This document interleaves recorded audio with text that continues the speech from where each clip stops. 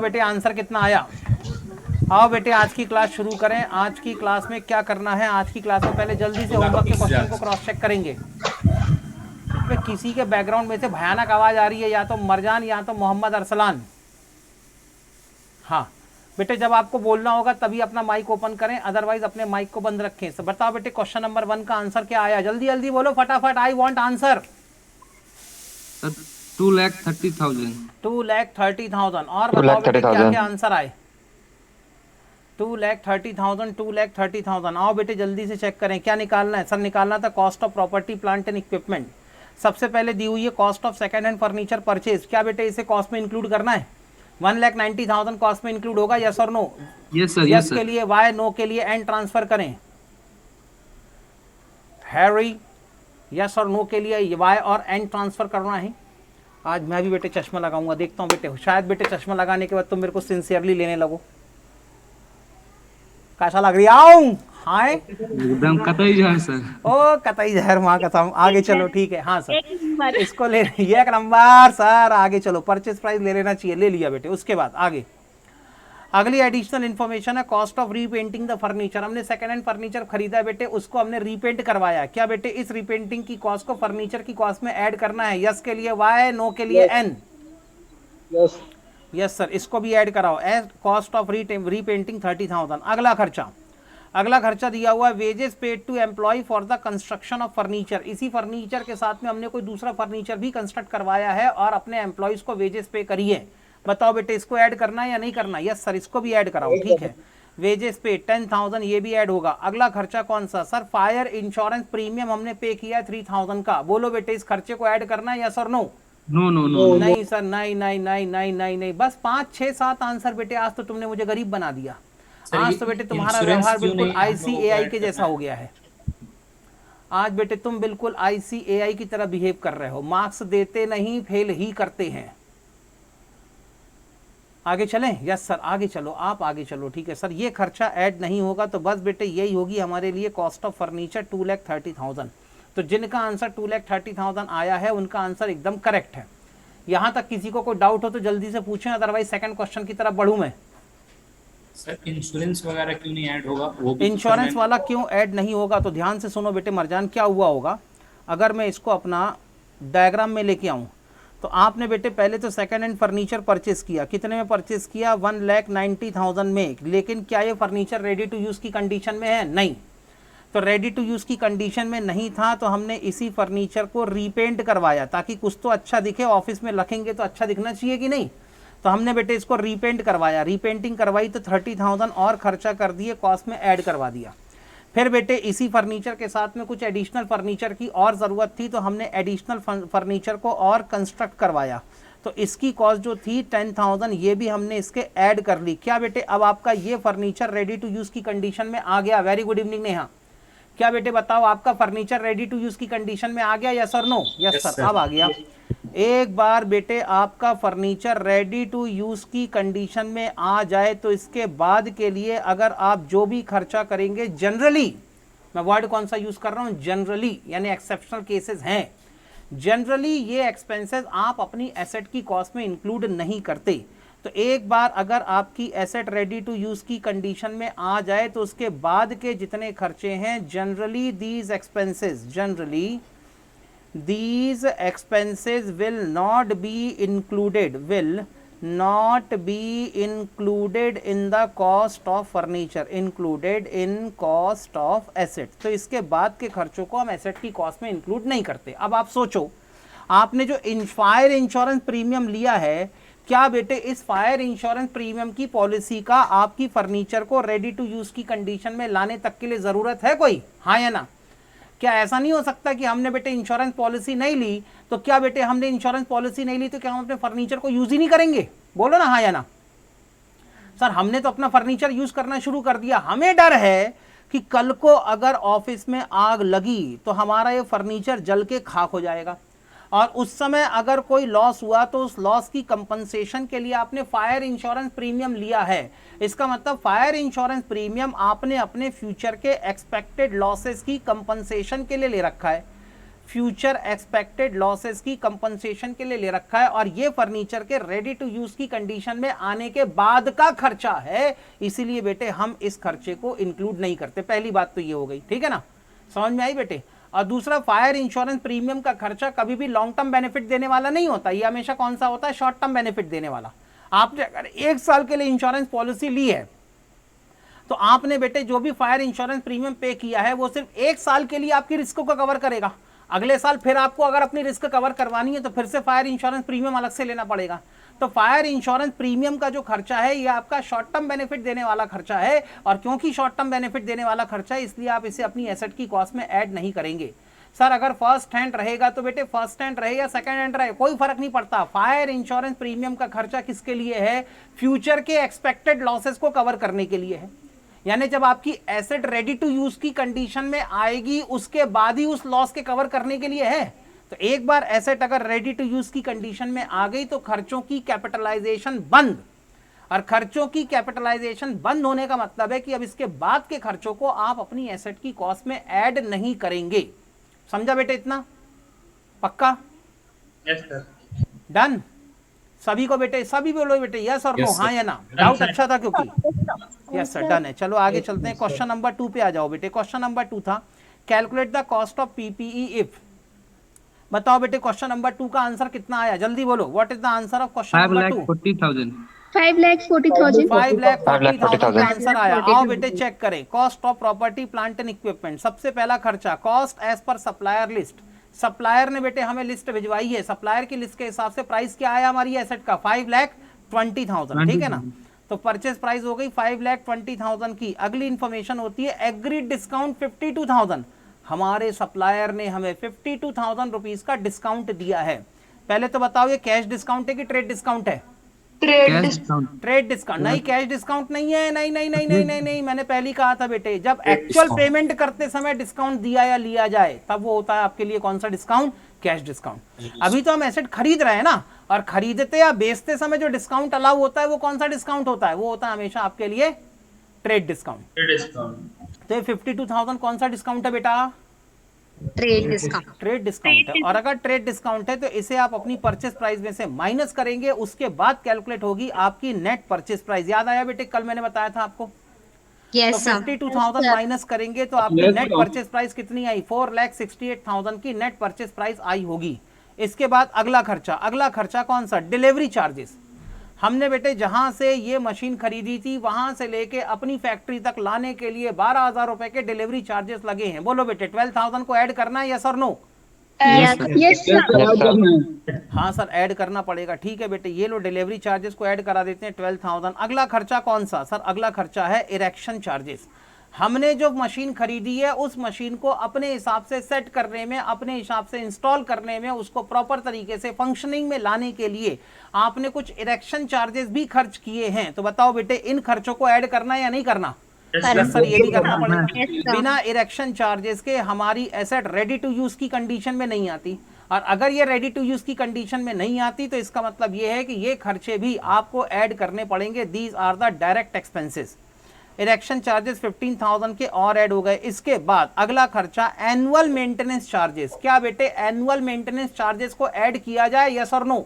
No sir. क्यों नहीं add करना चाहिए सर? वो पीएनएल डेबिट में चले जाएंगे। नहीं बेटे, that is not the reason कि सर वो पीएनएल डेबिट में चले जाएंगे। असल में बेटे जब मैं आपसे पूछता हूँ रेडी टू यूज के बाद टैक्स, हाँ ये है करेक्ट आंसर सर। ये जो एनुअल मेंटेनेंस चार्जेस का खर्चा है ये खर्चा कब का है? जब हमारी एसेट रेडी टू यूज की कंडीशन में आ जाएगी उसके बाद उसकी मेंटेनेंस शुरू होगी। भाई जब तक आप एसेट से काम लेना शुरू नहीं करेंगे, जब तक आप अपनी एसेट को यूज करना शुरू नहीं करेंगे तब तक उसके मेंटेनेंस का तो सवाल ही नहीं उठता ना। बात समझ में आ रही है? यश बेटे कल की क्लास अटेंड करी थी कि नहीं? यश क्या बेटे आप कल की क्लास में प्रेजेंट थे, हाँ या ना? बस क्लास में आती से ना यश सबसे पहले एक डिप्रेसिंग वाला सेंटेंस लिखता है, सर कुछ समझ में नहीं आ रहा है। और एक लाइन लिखते से ही ना मालूम है टीचर को तो पहले हार्ट अटैक दे देगा। ये किसी भी टीचर को जाके हार्ट अटैक देना है तो बस जाके लिख दो, सर कुछ भी समझ में नहीं आ रहा, क्या बोल रहे हो आप? अच्छा सर तब सब बोल रहे थे तब, अच्छा तो सब बोल रहे हैं मतलब सबको समझ में आ रहा है, सबने अपना होमवर्क कर रखा है इसलिए सब जवाब दे रहे हैं। नालायक तुम भी होमवर्क करके आते तो तुम भी जवाब देते। हाँ ऐसे थोड़े ना होता है। आगे चलते हैं, ठीक है। हाँ, तो बेटे क्या यहाँ पर ये एनुअल मेंटेनेंस के चार्जेस को ऐड किया जाए, तो answer is no. Annual maintenance charges आपके फ्यूचर के, जब आपकी एसेट रेडी टू यूज की कर रखा है, क्या है, कर रखा है, ये क्या लिखा है यार, कर रखा है उसने। होमवर्क कर रखा है कर रखा है है सर उसने। कर रखा है ऐसा बोला होगा। KAR कर, सर कर रखा है उसने। वो होमवर्क अच्छा, कर कर रखा रखा है। है, ओके, यानी होमवर्क भी किया हुआ है उसने, ओके ठीक है बेटे। मैं धीरे धीरे करके आप लोगों की हिंदी समझने की कोशिश कर रहा हूँ, आगे चलते हैं, ठीक है। Annual maintenance charges will not be included in the cost of asset, आप इसे अपनी एसेट की कॉस्ट में ऐड नहीं करेंगे, ओके सर नहीं करेंगे, आगे चलते हैं। Additional component to increase the capacity of the machine, बताओ बेटे इसको ऐड करना चाहिए या नहीं? Yes sir. यस सर, इसको करना चाहिए। का आप कोई भी खर्चा करते हो, इससे अगर आपकी एसेट की एफिशिएंसी, दो वर्ड मिलेंगे बेटे हमेशा क्वेश्चन के अंदर, या तो वर्ड मिलेगा एफिशिएंसी या तो वर्ड मिलेगा कैपेसिटी। अगर आप कोई भी खर्चा करते हैं जिससे आपकी एसेट की एफिशिएंसी या जिससे आपकी एसेट की कैपेसिटी बढ़ जाए, तो वो खर्चा हमेशा किस नेचर का होगा? कैपिटलाइज्ड नेचर का खर्चा होगा, और उस खर्चे को आप कैपिटलाइज करेंगे, यानी बेटे आप उसे अपनी एसेट की कॉस्ट में ऐड करेंगे, ठीक है, ओके। साक्षी बेटे कोई बात नहीं, आज से क्लास कंटिन्यू कर दो, वैसे भी समझ में आ जाएगा, आगे चलते हैं, डन। तो बेटे क्या इस खर्चे को ऐड करना चाहिए? यस सर, बिल्कुल इस खर्चे को ऐड किया जाएगा। 45,000 will be added to the cost of asset. अगला और कोई information sir? Annual insurance premium, क्या इंश्योरेंस प्रीमियम के एक्सपेंसेस को ऐड किया जाए? जल्दी बोलो yes sir, no? No sir, बिल्कुल भी ऐड मत करो। तो बस यही होगी आपकी total cost of asset, cost of PPE, cost of property plant and equipment, cost of asset is equal to 5,40,000। सभी के आंसर एकदम सही आए हैं, आगे चल सकते हैं? Yes sir. क्या बेटे आगे बढ़ूं, यस और नो, हाँ या ना? Yes sir. यस सर, आप आगे बढ़ो। मैंने कहा ठीक है, चलो आगे बढ़े। यश बेटे अपनी वीडियो ओपन करो। यश, यश कहाँ हो? पहले तो मुझे दिख जाओ। यश बेटे अपना वीडियो चालू करो।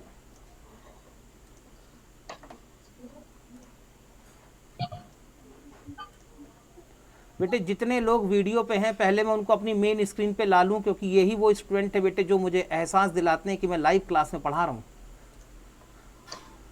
सर बाकी स्टूडेंट बेटे, बाकी स्टूडेंट का तो मत ही पूछो कुछ।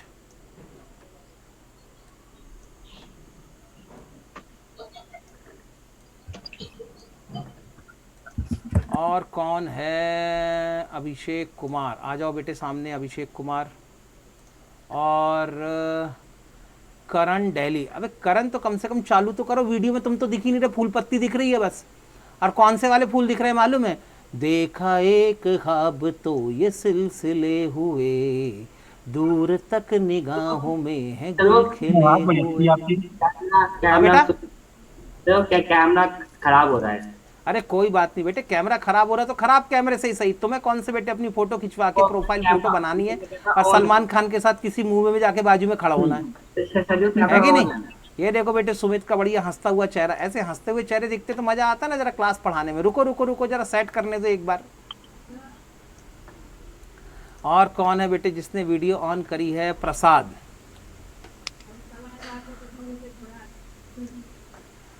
और प्रसाद के साथ और कौन है? यहाँ पे कोई नहीं है, और यहाँ पर भी कोई नहीं है, यहाँ पर भी कोई नहीं है। Okay done. हाँ सर आगे चलते हैं, ठीक है सर आप आगे बढ़ो। 4, अरे यार इसमें नंबर इतने कम क्यों आ रहे हैं? सर मेरी वीडियो दिख रही है। नमो, नहीं बेटे तुम्हारी वीडियो नहीं दिख रही है। नमो कहाँ हो तुम? नमो कहाँ गए तुम? किशु दिखा देते, किशु। अच्छा तुम भी रह गए। आओ बेटे जल्दी से क्वेश्चन नंबर 3 को क्रॉस चेक करना शुरू करें। लो बेटे क्वेश्चन नंबर 3 का आंसर कितना है? पहले तो आंसर बताओ। 6,85,000। एक आंसर सुनाई दिया, क्या किसी का आंसर इससे अलग आया है? नो, नहीं आया, सबका आंसर यही है, मतलब सही होगा। पहली इन्फॉर्मेशन में है list price of the machinery purchase, यहीं से अपना कैलकुलेशन शुरू करोगे। List price of the machine थी 6,30,000 की। अगली इन्फॉर्मेशन है trade discount. Trade discount sir screen pin कीजिए ना। ये लो बेटे, अभी ये एक नंबर की स्क्रीन को मैंने पिन कर दिया बेटे। अब बेटे ये एक नंबर दिखेगा। आगे चलते हैं, डन। इसके बाद बेटे ट्रेड डिस्काउंट को क्या करना है? सर ट्रेड डिस्काउंट को करवाएं माइनस। ट्रेड डिस्काउंट 30,000 का माइनस होगा। You will have your net purchase price of ₹4,90,000। आगे चलते हैं।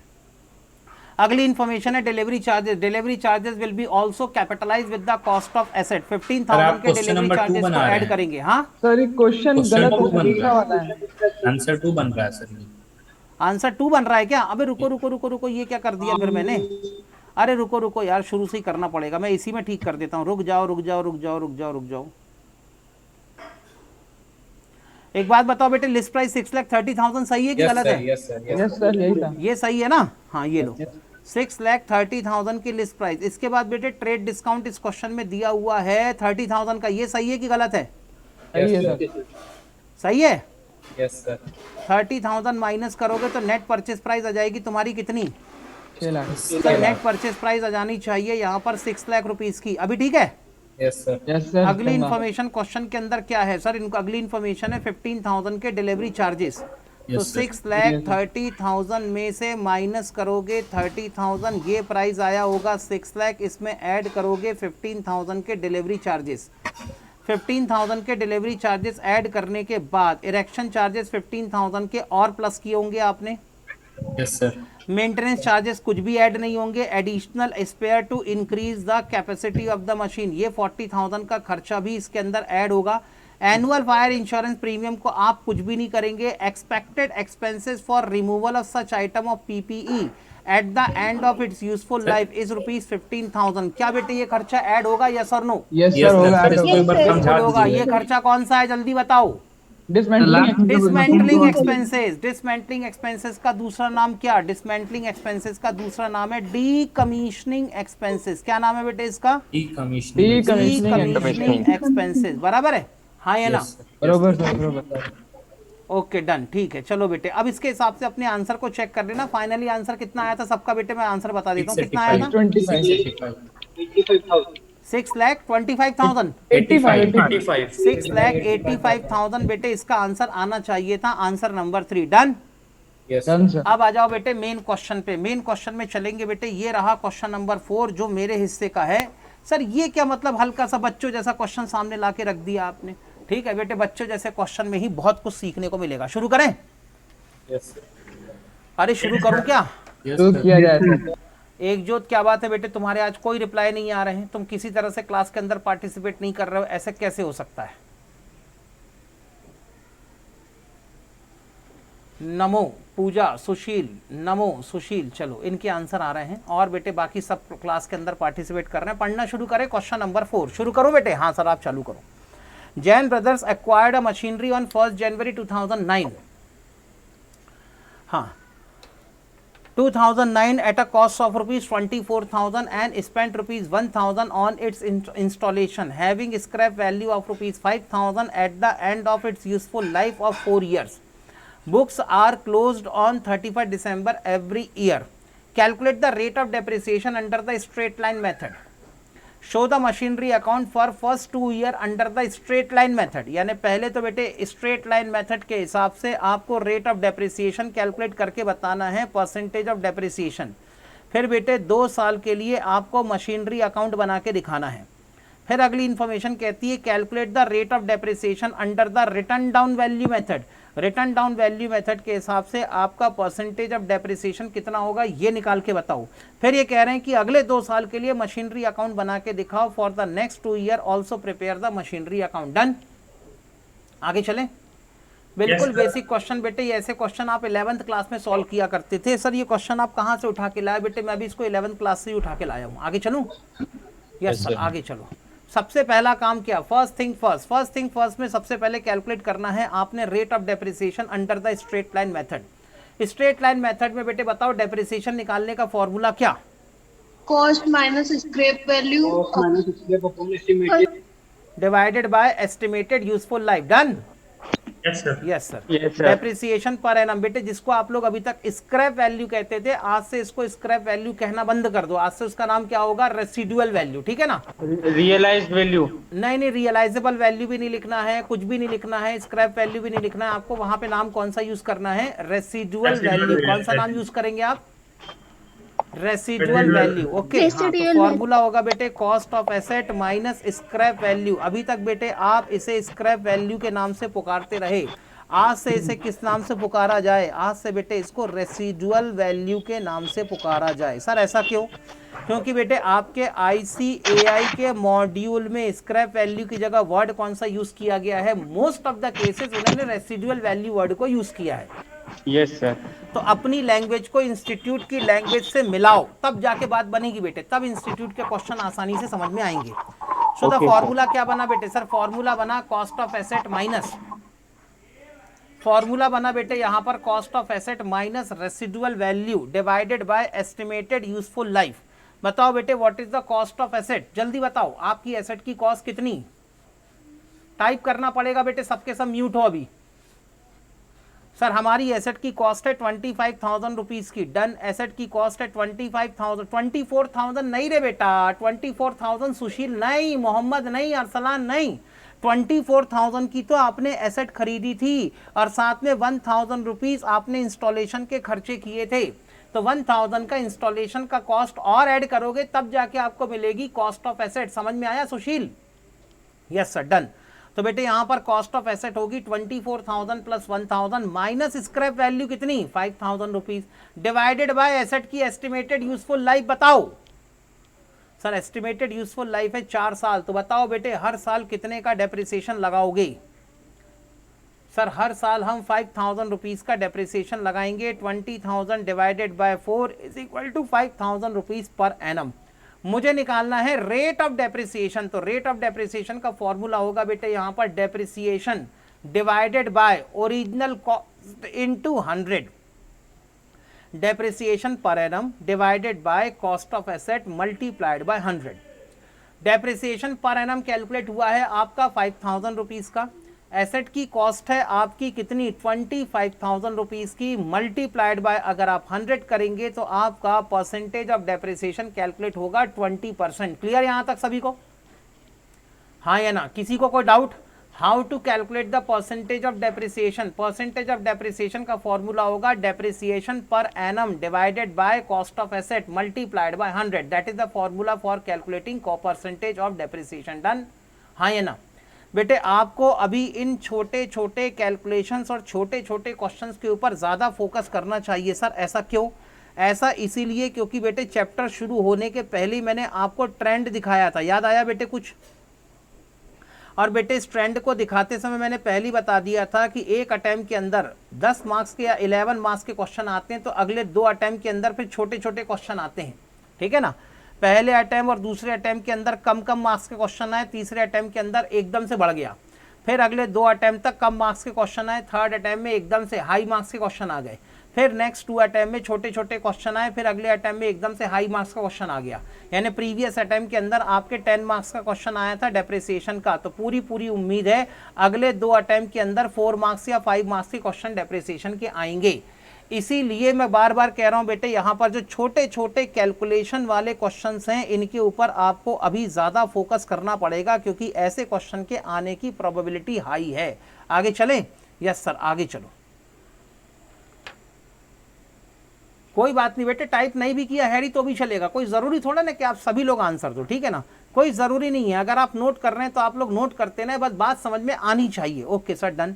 तो यहाँ पर रेट ऑफ डेप्रिसिएशन कैलकुलेट हुआ है आपका 20%। ठीक है sir, multiplied by 100 is equal to 20%। ये बेटे आपके क्वेश्चन की पहली डिमांड पूरी।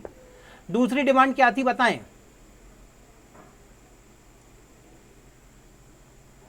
धोखा खा सकते बेटे। वैसे तो मैं भी इंस्टीट्यूट पे बिलीव नहीं करता, लेकिन कभी कभी पुराने स्टैटिस्टिक्स को एनालाइज करना पड़ता है ना। आगे चलते हैं। हाँ, अब बेटे अगला काम है आपके लिए मशीनरी अकाउंट बनाना। आओ बेटे मशीनरी अकाउंट बनाना शुरू करें। इन the books of Jain brothers machinery account SLM method. ये क्या हो गया?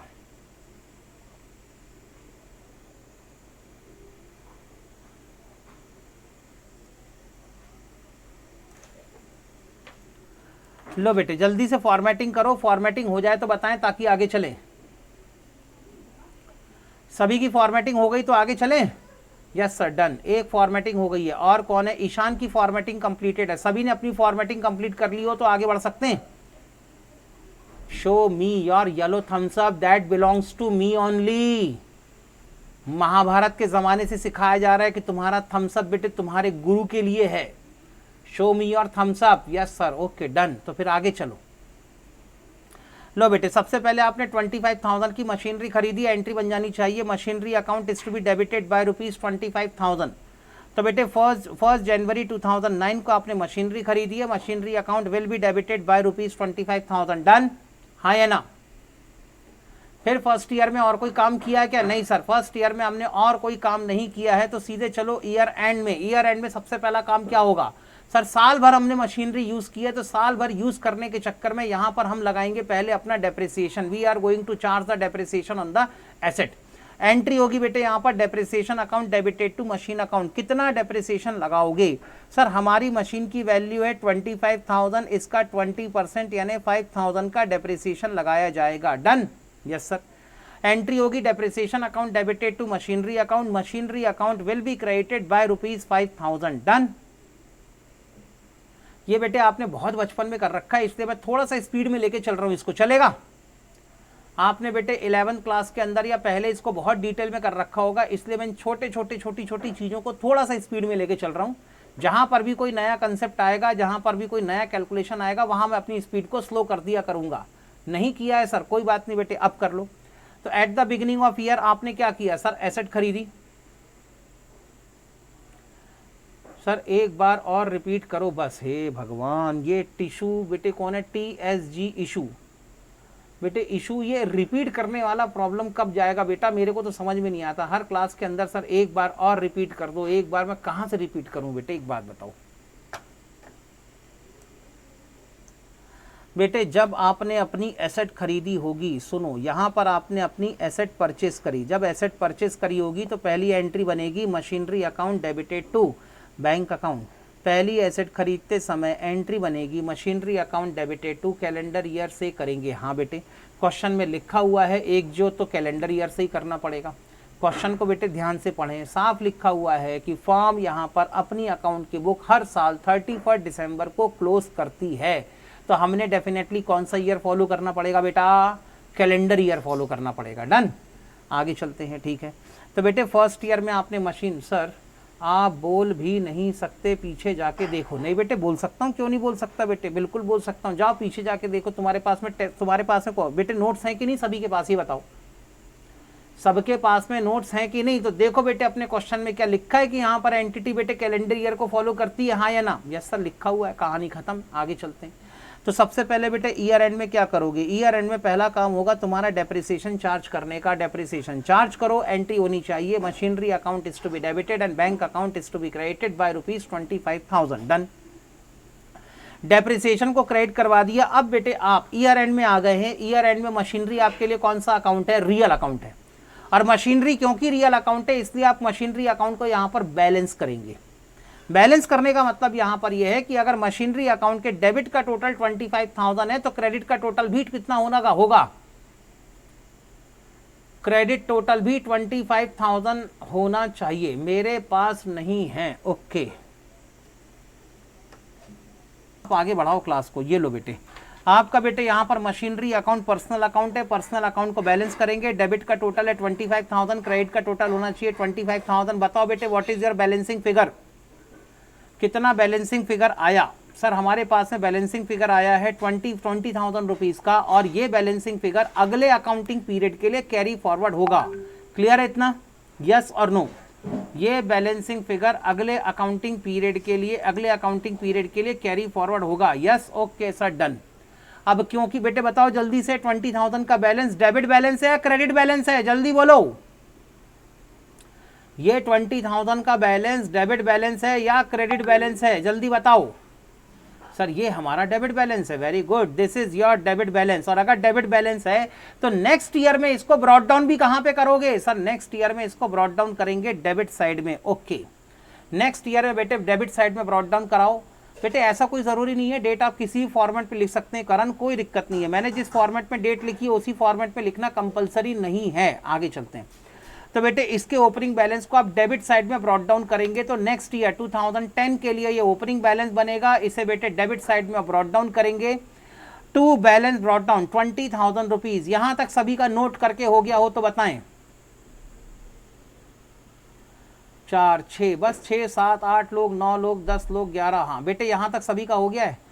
यस सर हो गया है। Done done done. तो आगे चलते हैं। अब क्या होगा? सर अगले साल भी, नेक्स्ट ईयर भी 2010 में ना तो हमने कोई नई एसेट खरीदी है ना तो कोई पुरानी एसेट बेची है। ब्रॉड डाउन लिखा आएगा, ये लो बेटे, अब ब्रॉड डाउन लिखा हुआ आ रहा है। अगले साल 2010 में ना तो कोई हमने नई एसेट परचेज करी है ना तो हमने कोई पुरानी एसेट बेची है, तो सीधे कहाँ चलोगे? सर अगला साल जहाँ खत्म होगा सीधे वहाँ चलो। मैंने कहा ठीक है, चलो भाई वहाँ चलते हैं। तो बेटे यहाँ पर सीधे नेक्स्ट ईयर के एंड में चलो। नेक्स्ट ईयर के एंड में पहला काम क्या होगा? सर पहला काम होगा फिर से डेप्रिसिएशन चार्ज करना है। सेकेंड ईयर में फिर से आप डेप्रिसिएशन चार्ज करेंगे, फिर से आप अपनी मशीनरी अकाउंट को क्रेडिट करेंगे। Machinery account will be credited bye ₹5000। Always remember आप कौन सी मेथड यूज कर रहे हैं बेटे? स्ट्रेट लाइन मेथड यूज कर रहे हैं। और स्ट्रेट लाइन मेथड में जब भी डेप्रिसिएशन कैलकुलेट किया जाएगा वो हमेशा एसेट की ओरिजिनल कॉस्ट पर ही कैलकुलेट किया जाएगा। क्लियर है इतना? यस और no? Every time the depreciation will be calculated on the original cost of asset. तो जो आपने रेट ऑफ डेप्रिसिएशन कैलकुलेट किया है 20% का, that 20% will be calculated on the original cost of asset. Original cost है 25,000 की, at the rate of 20% यहाँ पर आपका डेप्रिसिएशन होगा 5,000 रुपीज़ का। Okay sir, done. फिर बेटे ईयर एंड आ गया है, अकाउंट को आपने बैलेंस करना है। डेबिट की टोटल है 20,000, क्रेडिट की टोटल होगी 20,000। What is your balancing figure? बताओ बेटे आपका बैलेंसिंग फिगर क्या होगा? सर बैलेंसिंग फिगर होगा यहाँ पर 15,000 by balance carried down by ₹15,000। Done. लो बेटे 2 साल का आपसे मशीनरी अकाउंट मांगा था, 2 साल का मशीनरी अकाउंट आपने बना के दिखा दिया। इतना क्लियर है? Yes sir no? जल्दी बताओ। अरे इतना क्लियर है सभी को? यस सर क्लियर है। अब बेटे कुछ मैं इसमें से इंटरप्रिटेशन निकालूंगा, आपको सिर्फ और सिर्फ उनको सुनना है और समझना है, क्योंकि ये आपके थोड़ी सी थ्योरेटिकल नॉलेज के लिए ज़रूरी है। बोलना शुरू करूं बेटे अब? हाँ सर आप बोलना शुरू करो। तो बेटे पहले बताओ मेथड कौन सी थी? सर मेथड थी स्ट्रेट लाइन मेथड। पहला रिजल्ट स्ट्रेट लाइन मेथड में जो आपका डेप्रिसिएशन कैलकुलेट होगा वो डेप्रिसिएशन किस पर कैलकुलेट होगा? Sir every year depreciation will be calculated on the original cost of asset. ठीक, और क्योंकि आपका यहां पर ओरिजिनल कॉस्ट पे ही डेप्रिसिएशन कैलकुलेट होगा, तो क्योंकि हर साल आप यहां पर डेप्रिसिएशन अपनी ओरिजिनल कॉस्ट पर ही कैलकुलेट करेंगे, therefore this method is also known as original cost method. समझ में आई बेटे बात? हाँ या ना? This method is also known as what? Original cost method. तो कई बार एग्जाम में लिखा हुआ आएगा स्ट्रेट लाइन मेथड, कई बार एग्जाम में लिखा हुआ आएगा ओरिजिनल कॉस्ट मेथड। दोनों नाम एक ही मेथड के हैं। दूसरी बात, सर इसका नाम स्ट्रेट लाइन मेथड क्यों पड़ गया? स्ट्रेट लाइन मेथड इसीलिए पड़ गया क्योंकि अगर मैं डेप्रिसिएशन को ग्राफ पेपर पे प्रेजेंट करके दिखाऊं, ऐसा कुछ ग्राफ राफ बनाए कि नहीं आपने इकोनॉमिक्स के अंदर? अबे लॉ ऑफ डिमांड और लॉ ऑफ सप्लाई में तो ग्राफ बनाया होगा कि नहीं? डिमांड कर्व डाउनवर्ड स्लोपिंग होता है, सप्लाई कर्व अपवर्ड राइजिंग होता है, ऐसा बनाया कि नहीं बनाया? हाँ। तो बेटे वैसे ही अगर मैं ग्राफ अपना एक बनाऊं, इसमें बेटे अमाउंट ऑफ डेप्रिसिएशन को वाई एक्सिस पे ले लूं। बेटे अमाउंट ऑफ डेप्रिसिएशन कहाँ ले रहे हैं हम? We are taking the amount of depreciation on Y axis, बराबर है।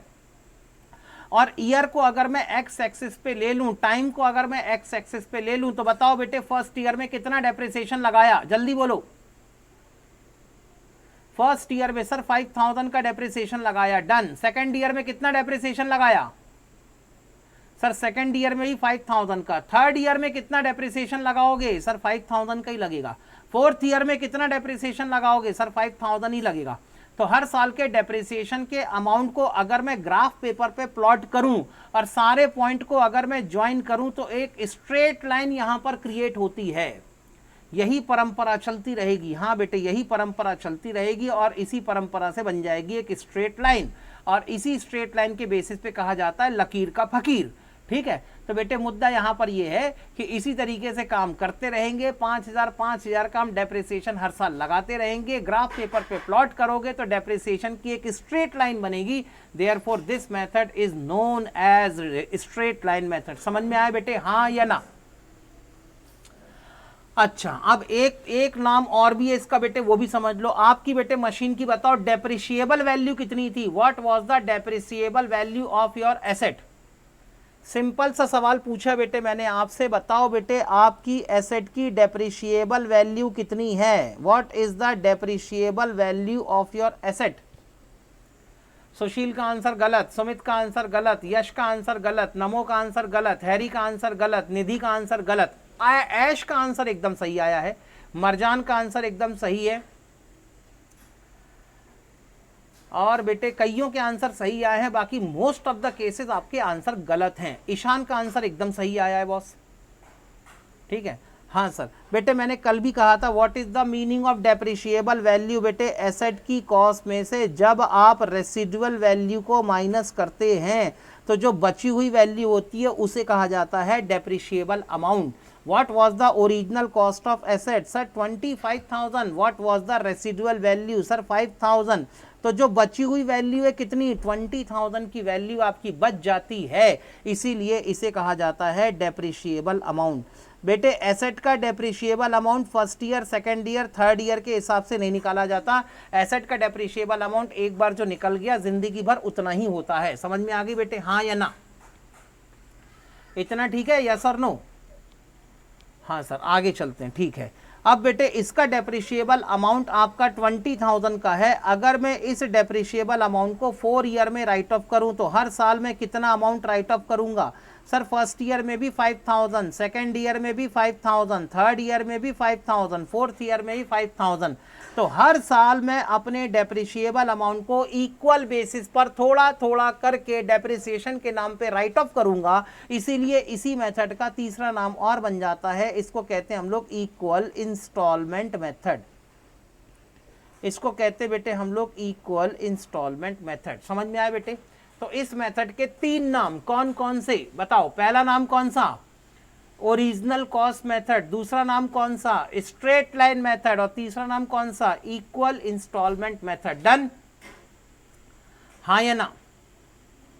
अरे सबको समझ में आया कि नहीं? बोलो बेटा जल्दी। यस सर क्लियर है, एकदम क्लियर है। डन, आगे चलते हैं।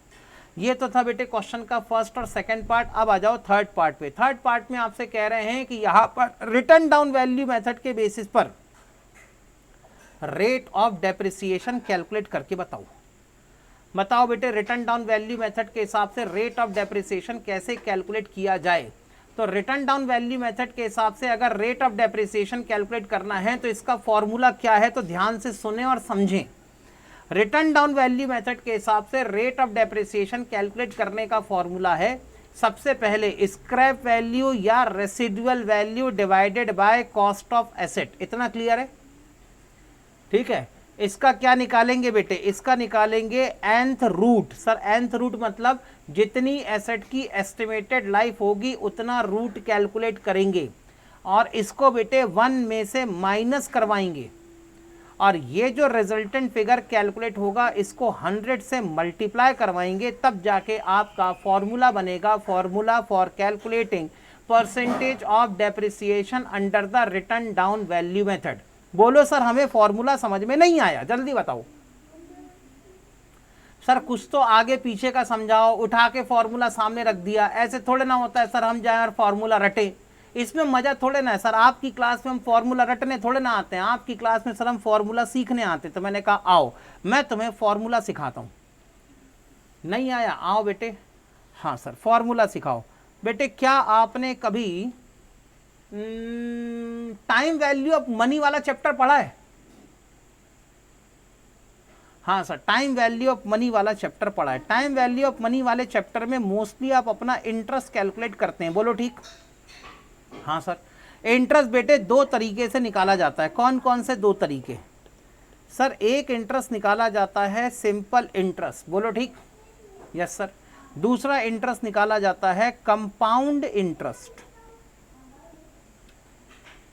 यस सर बिल्कुल ठीक। बताओ बेटे सिंपल इंटरेस्ट कैलकुलेट करने का फॉर्मूला क्या? सिंपल इंटरेस्ट का फॉर्मूला है sir P into R upon 100 into T। बोलो ठीक? Yes sir. P म्हणजे क्या? अरे बोल बेटा P म्हणजे क्या? सर P मतलब principal value, R is equal to rate of interest, T is equal to time period. बोलो हाँ या ना? तो बेटे मैं यहां पर सिंपल इंटरेस्ट की जगह लिख देता हूं डेप्रिसिएशन। बेटे मैं इसी फॉर्मूले को अपने हिसाब से बना लेता हूं, ठीक है ना। हम कॉमर्स के स्टूडेंट है बेटे, ठीक है, हम कॉमर्स के स्टूडेंट है, हम कुछ नया नहीं बनाते बेटे। सवेरे शाम मैथ्स वाले मर मर करके नए नए फॉर्मूले को इन्वेंट करते हैं। हम बेटे उनका फॉर्मूला उठा के लाते हैं अपने हिसाब से बेटे, उसके अंदर थोड़े बहुत मॉडिफिकेशन करते हैं और कहते हैं ये देखो मैंने नया फॉर्मूला बना लिया तुम्हारे सामने, बराबर है, हाँ या ना। तो हमारा काम है बेटे कॉपी पेस्ट करने का। We are not suppose to create something new. बात समझ में आ गई, यस और नो? ठीक है सर, ओके डन। सर कैसे करोगे बेटे? यहां पर ये था आपका प्रिंसिपल अमाउंट, मैंने कहा बेटे प्रिंसिपल अमाउंट की जगह ले लेता हूं कॉस्ट ऑफ एसेट, ठीक है। ये क्या था सर? रेट मतलब क्या था? Rate of interest. बेटे मैंने कहा आर की जगह आर ले लेता हूं, डिवाइडेड बाय 100 कर देता हूं। लेकिन मेरे आर का मतलब क्या है सर? मेरे आर का मतलब है rate of depreciation multiplied by, अगर मुझे 1 साल का डेप्रिसिएशन कैलकुलेट करना हो तो 1 ईयर मल्टीप्लाई कर लेना चाहिए। बोलो ठीक। सुशील का कहना यह कि सर हम लोग चोर हैं, नालायक, कैसी कैसी बातें करते, तू होगा चोर, भाग, मैं थोड़े ना चोर हो रहा हूं, कैसी कैसी बातें करता है। बेटे मैं दिमाग वाला इंटेलिजेंट आदमी हूं, ठीक है। कोई आदमी 10 साल खर्चा करके अपना फॉर्मूला बनाता है, मैं उसको 10 मिनट में अपने हिसाब से कन्वर्ट कर लेता हूं, तो क्या मैं चोर हो गया? ऐसे कैसे चोर हो गया? बेटे मैंने भी तो दिमाग लगाया। ये बात अलग है, वो 10 साल तक दिमाग लगाता रहा, मैंने 10 मिनट दिमाग लगाया, लेकिन बेटे लगाया तो ना मैंने दिमाग। हाँ, ये स्मार्ट वर्क कहलाता। तुम कह रहे हो नालायक क्या हम चोर हैं? अबे कैसे चोर है? तुम हो गए चोर, भाग, मैं नहीं हूं। हाँ, मैंने तो अपना ओरिजिनल फॉर्मूला बनाया है। आगे चलते हैं, आगे चलो, ठीक है। तो बेटे ऐसा नहीं लग रहा आपने यहां पर डेप्रिसिएशन, अब बेटे 1 से मल्टीप्लाई कराओगे तो कोई रिजल्टेंट फिगर तो आने वाला है नहीं। तो आपने बेटे यहां पर डेप्रिसिएशन कैलकुलेट कर लिया, लेकिन ये डेप्रिसिएशन कौन सी मेथड से कैलकुलेट हुआ? एसएलएम मेथड से कैलकुलेट हुआ। बोलो ना बेटे, यही फॉर्मूला लिखते थे कि नहीं आप? आपको अगर स्ट्रेट लाइन मेथड में हर साल का डेप्रिसिएशन निकालना है तो आप अपनी एसेट की ओरिजिनल कॉस्ट में रेट ऑफ डेप्रिसिएशन को मल्टीप्लाई कराते थे और हर साल का आप डेप्रिसिएशन निकाल लेते थे। बोलो यस और नो? तो सिंपल इंटरेस्ट वाला फॉर्मूला कहां काम आया? सिंपल इंटरेस्ट वाला फॉर्मूला काम आया क्या निकालने में? सर ये फॉर्मूला काम आया हर साल का डेप्रिसिएशन निकालने में। साथ में बेटे कभी आपने एक अमाउंट का फॉर्मूला पढ़ा था, बताओ बेटे अमाउंट का फॉर्मूला क्या था? जल्दी बोलो, फटाफट बोलो बॉस, नहीं बोलोगे तो मजा नहीं आएगा। सर अमाउंट का फॉर्मूला था प्रिंसिपल प्लस सिंपल इंटरेस्ट। बोलो हाँ या ना? बोलो ना, अमाउंट का फॉर्मूला था प्रिंसिपल प्लस सिंपल इंटरेस्ट, ठीक? यस यस सर, बिल्कुल ठीक बात कह रहे हो आप। मैंने कहा ठीक है। सुनो, यहां पर प्रिंसिपल अमाउंट में अगर इंटरेस्ट कैलकुलेट कर दिया जाए तो आपको अमाउंट मिलेगा। बेटे एक बात बताओ, इंटरेस्ट आपके प्रिंसिपल वैल्यू को बढ़ाएगा, यस और नो? इंटरेस्ट आपकी प्रिंसिपल वैल्यू को इंक्रीज करेगा, प्रिंसिपल अमाउंट को बढ़ाएगा, हाँ या ना? डेप्रिसिएशन आपकी एसेट की वैल्यू को कम करेगा या डेप्रिसिएशन आपकी एसेट की वैल्यू को बढ़ाएगा? सर डेप्रिसिएशन हमारी एसेट की वैल्यू को कम करेगा। बात समझ में आती है, यस और नो? यस सर, बिल्कुल ठीक। तो बेटे मैंने कहा प्रिंसिपल की जगह क्या लेना है? सर प्रिंसिपल की जगह लेना है कॉस्ट ऑफ एसेट। और बेटे यहां प्लस की जगह क्या लूंगा? प्लस की जगह लूंगा मैं माइनस, और यहां से माइनस कर दूं डेप्रिसिएशन। तो ऐसा नहीं लग रहा बेटे यहां पर मुझे एसेट की रिटर्न डाउन वैल्यू मिल जाएगी? डेप्रिसिएशन माइनस करने के बाद की मेरी एसेट की वैल्यू कितनी होगी? I will have the value of asset after charging depreciation. बोलो यस और नो, हाँ या ना? तो सिंपल इंटरेस्ट से इतनी बातें मिल गई आपको। अब आ जाओ बेटे कंपाउंड इंटरेस्ट पे। बताओ बेटे कंपाउंड इंटरेस्ट का फॉर्मूला क्या? What is the formula for calculating compound interest? अरे सर फिर इसके बाद आप एन्युटी पढ़ाना चालू कर दोगे? नहीं बेटे नहीं। P into 1 plus I raise to power n। Yes बिल्कुल ठीक, लेकिन ये कंपाउंड इंटरेस्ट का फॉर्मूला नहीं है, ये है बेटे तुम्हारे अमाउंट का फॉर्मूला। याद आया बेटे? अमाउंट का फॉर्मूला होता था P इंटू 1, सॉरी यहां पर अमाउंट का फॉर्मूला होता था P into 1 plus I raise to power n। हाँ या ना? पक्का? डन? बेटे अमाउंट आज की वैल्यू है कि फ्यूचर की वैल्यू है, ये बताओ। अमाउंट बेटे आज की वैल्यू है कि फ्यूचर की वैल्यू है? सिर्फ 3 लोगों ने आंसर दिए। क्या आज मेरी क्लास में 5-7 बच्चे बैठे? ये रितु बेटे अमाउंट आज की वैल्यू नहीं है। रितु नहीं रितु, ऐसा नहीं बोलने का। अमाउंट बेटे फ्यूचर की वैल्यू है, आज की वैल्यू होती है प्रिंसिपल। अगर मैंने आज किसी को प्रिंसिपल अमाउंट उधार दिया है तो फ्यूचर में इंटरेस्ट मिला के जितने पैसे मिलेंगे वो फ्यूचर की वैल्यू क्या कहलाती है, अमाउंट होती है। तो बेटे अमाउंट की जगह अगर मैं फ्यूचर वैल्यू लिख दूं तो चलेगा, बोलो ना हाँ या ना। अगर मैं अमाउंट की जगह फ्यूचर की वैल्यू लिख दूं तो चलेगा, यस और नो? यस सर बिल्कुल चल जाएगा, कैसे नहीं चलेगा, ठीक है। बेटे प्रिंसिपल की जगह अगर मैं कॉस्ट ऑफ एसेट लिख दूं तो चलेगा? सर ऐसा क्यों कर रहे हो बेटे, देखो ना, आज अगर मैं कोई एसेट खरीदता हूं, today I am purchasing any asset, तो बेटे मेरी जो एसेट की कॉस्ट होगी वो एसेट की कॉस्ट क्या होगी मेरे लिए, प्रेजेंट वैल्यू होगी कि नहीं होगी, हाँ या ना। और अगर मैं कहता हूं कि बेटे एसेट की एस्टिमेटेड लाइफ 4 साल की है, तो 1 साल 2 साल 3 साल 4 साल बाद क्या मेरी एसेट पूरी तरह से भंगार में कन्वर्ट हो चुकी होगी, जल्दी बताओ। Yes sir. तो जब बेटे मेरी एसेट पूरी तरह से भंगार में, कबाड़ में, स्क्रैप में कन्वर्ट हो चुकी होगी, तब भी तो बेटे कबाड़ बेच के कुछ तो पैसे मिलेंगे कि नहीं मिलेंगे, हाँ या ना।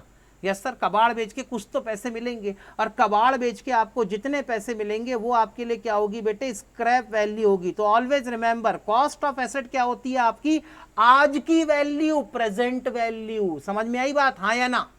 और जो आपकी स्क्रैप वैल्यू होती है वो कौन सी वैल्यू होती है सर, वो होती है हमारी फ्यूचर की वैल्यू। इतना समझ में आया, यस और नो? यस सर समझ में आ गया। तो चलो बेटे, कॉस्ट ऑफ एसेट की जगह कॉस्ट ऑफ एसेट, 1 की जगह 1। अब बताओ बेटे, यहां पर इंटरेस्ट आपके प्रिंसिपल अमाउंट को इंक्रीज करता तो आपने प्लस का साइन लगाया, क्या डेप्रिसिएशन आपकी एसेट की वैल्यू को बढ़ाएगा कि कम करेगा? कम करेगा। कम करेगा तो मुझे क्या करना चाहिए, प्लस का साइन लगाऊं या माइनस का साइन? सर बिंदास माइनस का साइन लगाओ। मैंने कहा ठीक है। आई की जगह बेटे आई लिख देता हूं, रेस टू पावर एन की जगह एन लिख देता हूं, चलेगा इतना, यस और नो? मुझे क्या निकालना है ये बताओ सर, हमें तो रेट ऑफ डेप्रिसिएशन निकालना है। We have to calculate what, we have to calculate the rate of depreciation. याद है कि नहीं हम क्या निकालने बैठे हैं यहां पर, कि भूल गए? बेटे मैं आई को यहां पर और थोड़ा सा डिटेल में लिख दूं, चलेगा? मैं यहां पर बेटे आई को 1 minus R upon 100 raise to power N ऐसा लिख दूं तो चलेगा, हाँ या ना? यस सर चल जाएगा। मैंने कहा ठीक है।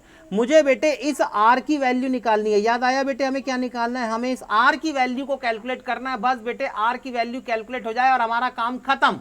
Yes sir done. चलो आर की वैल्यू निकालने के लिए क्या करोगे सर, एक काम करते हैं, इस फ्यूचर की वैल्यू की जगह मुझे क्या लिख देना चाहिए, फ्यूचर में कौन सी वैल्यू आपको रिसीव होगी? सर स्क्रैप वैल्यू रिसीव होगी, बोलो मानते हो हाँ या ना? फ्यूचर की वैल्यू की जगह मुझे क्या लिख देना चाहिए, स्क्रैप वैल्यू लिख देनी चाहिए, यस और नो? Yes sir. अब मैंने कहा बेटे cost of asset right hand side में है, इसको लेफ्ट हैंड साइड में ट्रांसफर कराओ तो डिवाइड करना पड़ेगा, यस और नो?